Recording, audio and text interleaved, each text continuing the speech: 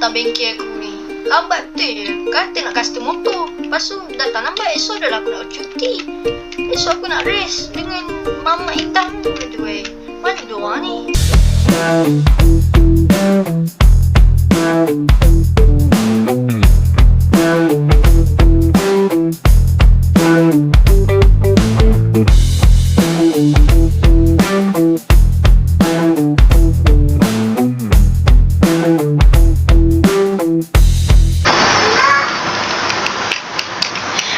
Sampai pun korang. Aduh. Sorry nah. Lambat sikit. Yang weh, cicak awak lambat sangat.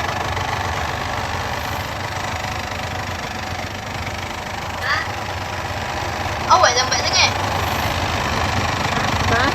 Awak lambat sangat. Tak dengar. Cicak ni memang pekak betul lah. Jangan lambat lah kalau nak custom. Korang nak custom tak ni? Nak engine booster kan? Cicak dengan Fit Fit ni baru lagi Aku baru lagi. Aku nak engine Wasuku boleh? Engine basuku. Okey, letak dulu motor dekat atas ni. Atas spring ni. Ni ada robot. Okey, sabar. Selagi tak jadi shock filler ni.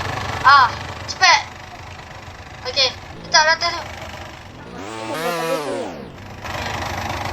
Korang lambat sangat. Macam siput. Aduh, motor dia ni sebenarnya tak boleh letak engine bicycle sebab motor ni dah tua dah. Aduh, macam mana aku nak cakap dengan diorang? Tak apa, letak je lah engine Supra. Engine Supra Honda lama tu kan. C70 tu kan. Letak. Woi. Boleh tak dia? Korang datang terus huru-hara bengkel aku ni. Aduh. Sikit kaki. Okey. Siap kan. Ni letak je lah engine Y75. Okey. Ada ni ya. Okey. Siap.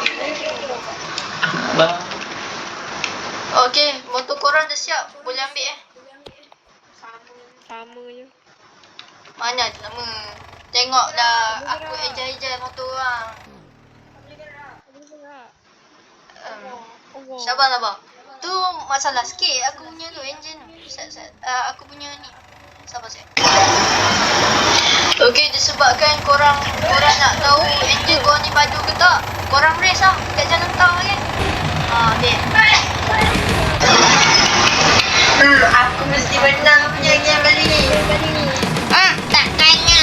Aku mesti menang. Sebab motor aku ni Jet Y15.